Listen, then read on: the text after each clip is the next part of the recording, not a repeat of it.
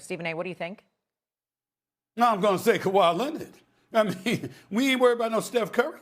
If Steph Curry, no matter what happens with Steph Curry, we know who he is, the four-time champion that he is, Mr. Box Office, the greatest shooter God has ever created. We know what he brings to the table. Plus, he missed a bunch of games this year due to his knee injury before coming back. He didn't have to come back. There was even speculation. Should the Warriors sit him out for the rest of the season? And because all you're going to do is get into the play-in, why even bother? But that brother is back. I mean, please, we got no questions about Steph Curry. Not a single question about him. We're happy to see him. Even when he's on the damn bench, we're happy to see him. That's how great he is.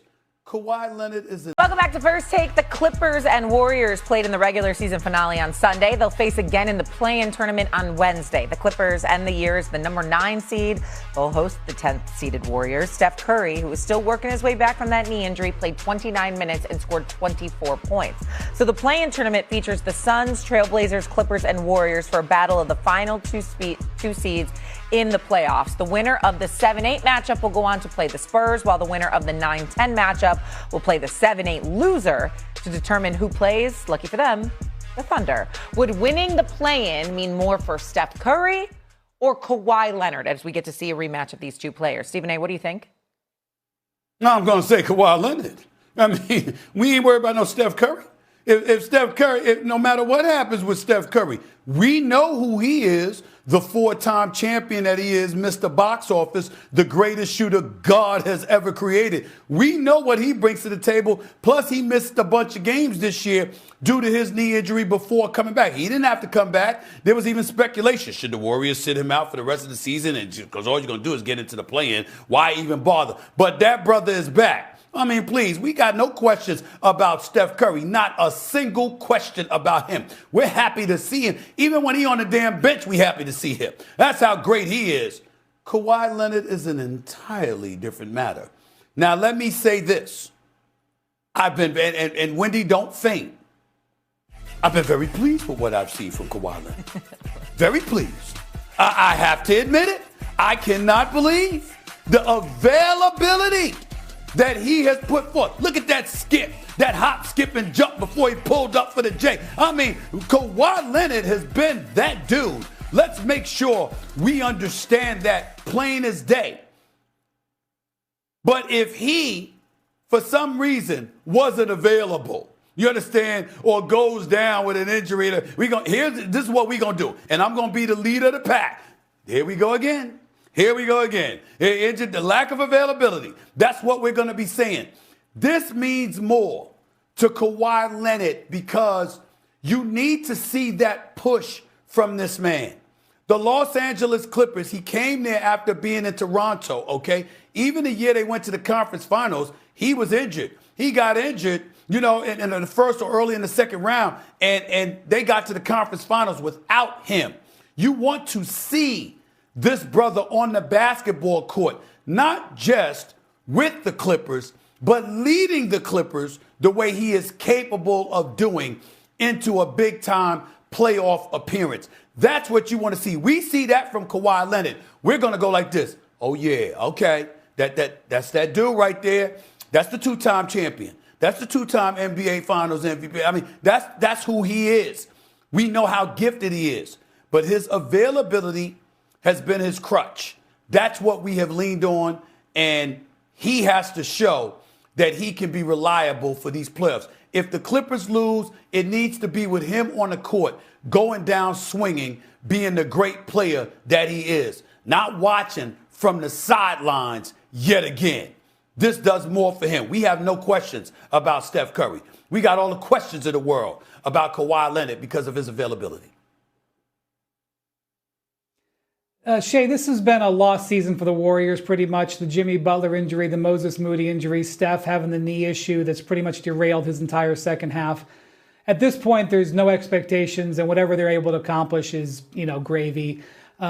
This is a different story for Kawhi Leonard. He's got one of the most complex situations in this era of the NBA. And I'm going to tell you, he was a top 10 player in the league this year. Top 10. He's borderline first team All-NBA. He'll make second team All-NBA. But he was awesome throughout this entire season. And it is like a darn shame, as Stephen A. would say, a damn shame, At these last 2 seasons that Kawhi Leonard has had, the Clippers are going to get nothing out of him.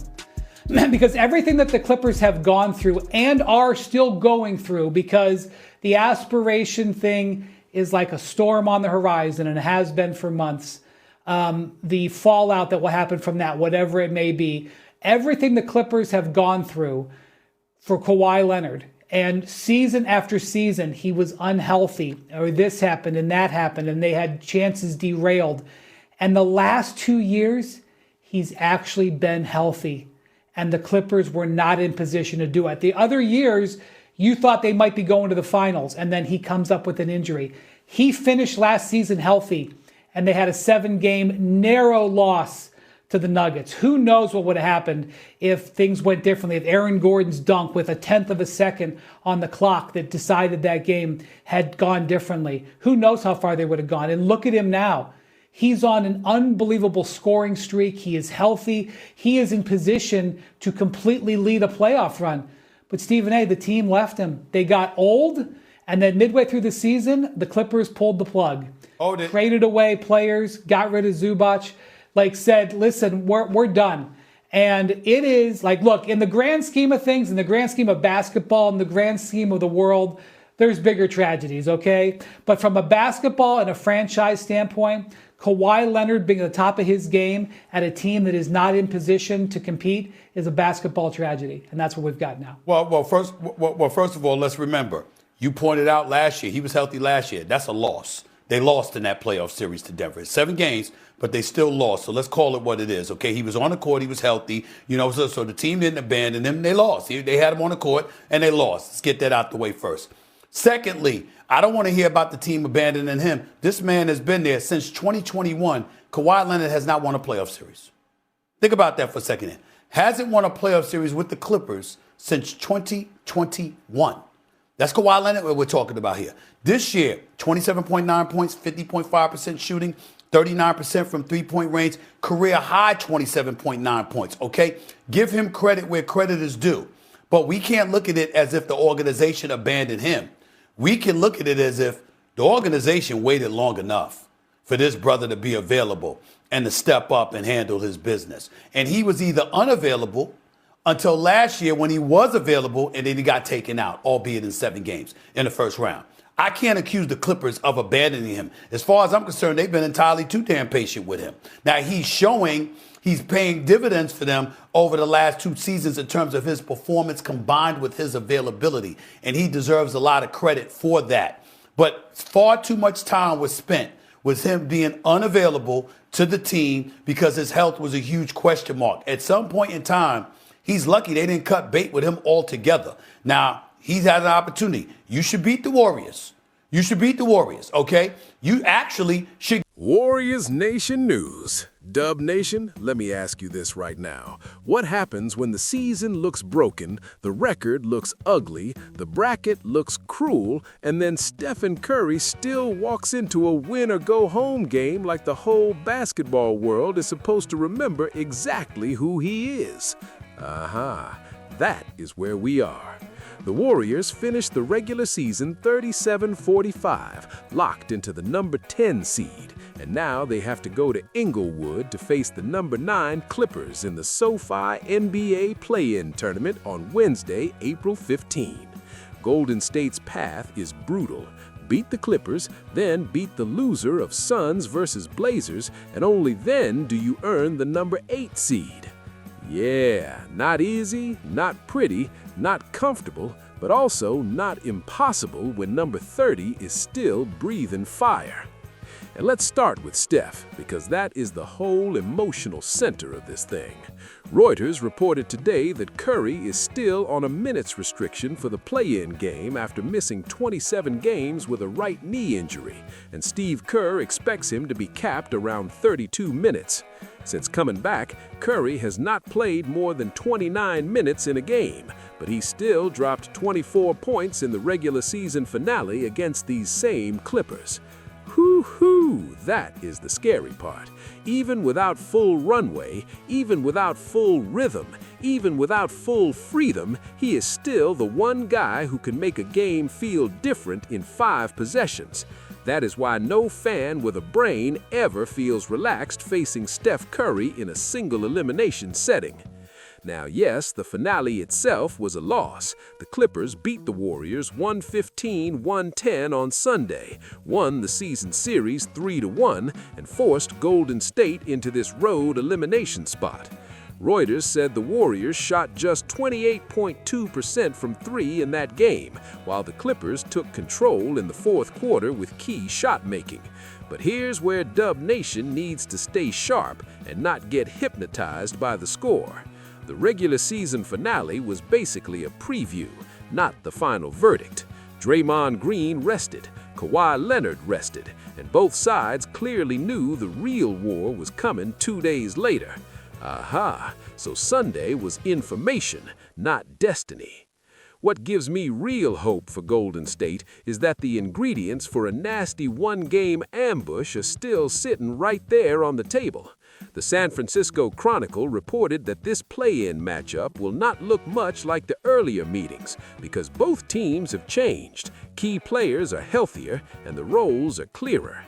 The same piece highlighted Brandon Podziemski as a major factor, averaging 18.5 points since early March, while also pointing to Kristaps Porzingis as a matchup-shifting presence because of his size and shooting. Hoo-hoo, that is where this gets interesting.